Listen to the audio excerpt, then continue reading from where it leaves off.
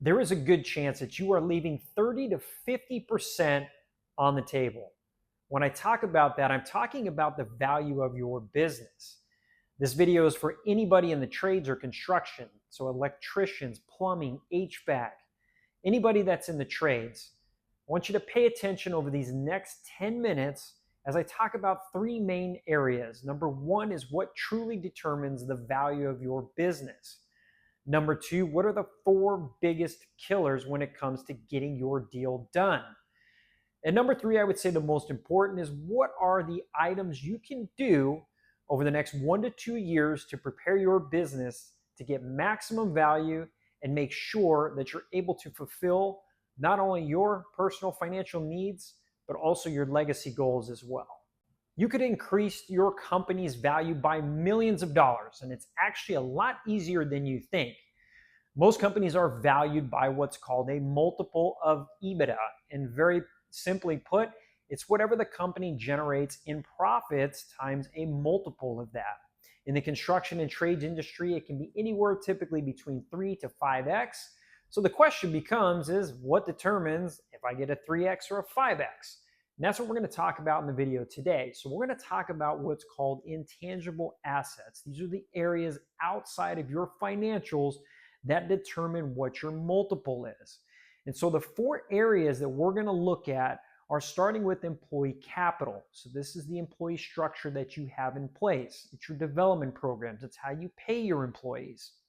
The second component is client capital. It's when we talk about client capital, we are looking at your customers. Do you have a heavy concentration in just a handful of clients that make up the majority of your revenue? Do you have recurring contracts? Do you have ways to ensure that you have repeat business coming in on a regular basis? Shifting gears to structural capital, we're looking at areas like SOPs. Can anybody step into the business today if you were to lose one of your key individuals and be able to have the business operate just as if that key person was there? These are not processes that are spoke verbally. These are written down. And ideally, these are processes that are part of some type of technology that you have within your company.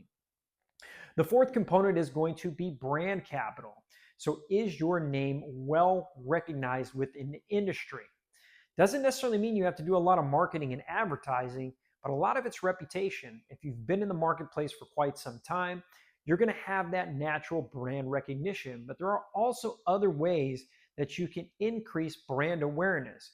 Areas such as focusing on customer reviews, looking at ways that you can differentiate yourself from the competition, not necessarily on price, but maybe it's on quality, maybe it's on faster service. These are areas that truly make your brand stand out and have an impact on your valuation. So don't leave millions of dollars on the table. Take the guesswork out of determining what the value of the company is, and don't just rely on your profit. Look at the other areas of your business that truly drive the value of your company. All right, you got that fat LOI check just dangling in front of you. But before you can get to the finish line, the deal is pulled from the table. I mentioned the four deal killers. These are the four areas that I see are the most common reasons why deals get pulled from the table. Now remember, when you get an LOI, that is very simply put a letter of intent. It's just very basic understanding of your financial performance and what a company is tentatively going to offer you to acquire your company. However, there's what's called due diligence, and due diligence is not fun at all. This is usually where the landmines are found. And so when we talk about the four deal killers, here they are. So number one is going to be messy financials. I see this a lot.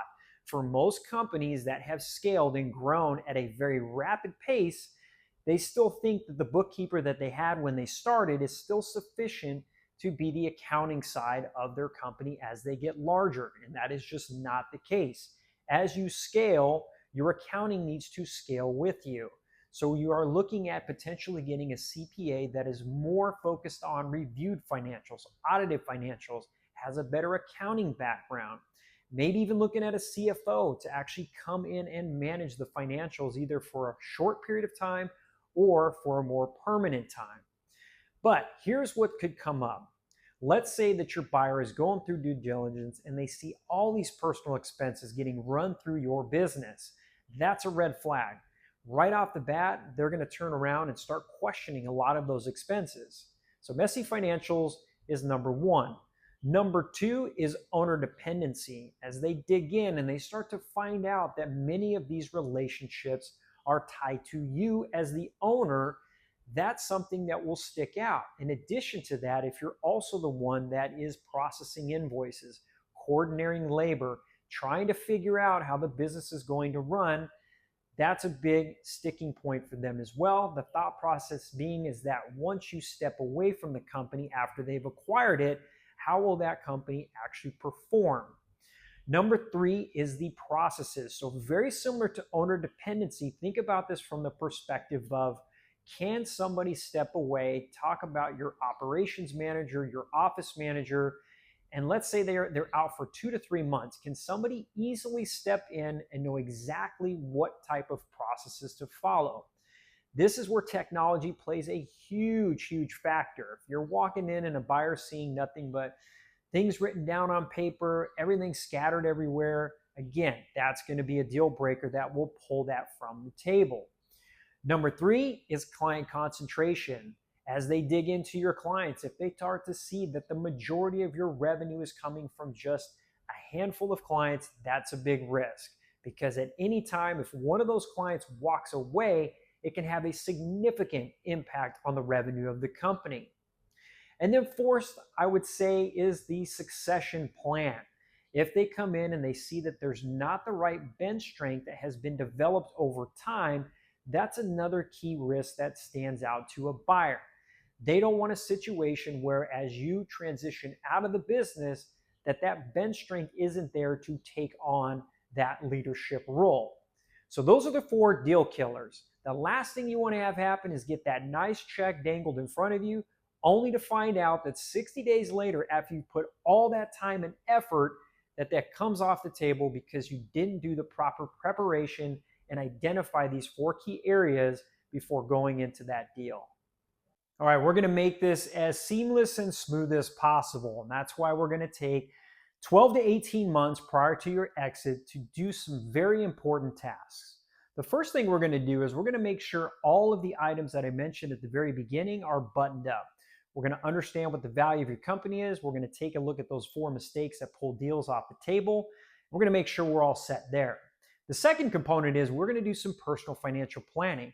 Now, it's really critical that you understand how much you need to get from your business to be able to maintain and actually even enhance your lifestyle post-exit and then also achieve your legacy dreams.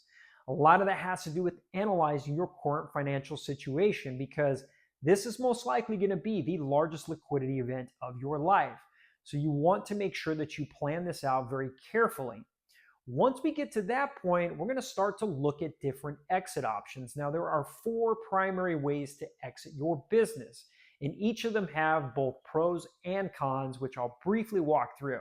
So the first one is a family transition. So let's say it's very important to you to pass your business down within your family and keep that legacy going. These are typically the easiest and smoothest transactions. However, they are usually the least amount that you'll get for the value of your company because you're trying to take care of that next generation.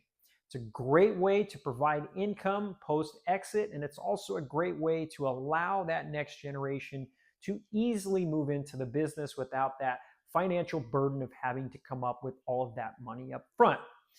Second option is to sell to a third party, which is what we've been talking about in this video. This is where you're going to look at most likely getting the largest amount for your company. However, it is going to be more complex. There's going to be a lot more moving parts. Everything that I just talked about in this video will come up, and that's why it's some good reward, but then also some challenges that come with it as well. The third option is a sell to key employees. So very similar to a family transition, if you have employees that have been there with you since day one, have helped you build that business, great opportunity for you to reward them, give them an opportunity to acquire the company from you. Very similar concept in a sense where you are allowing a smooth transition into that next leadership.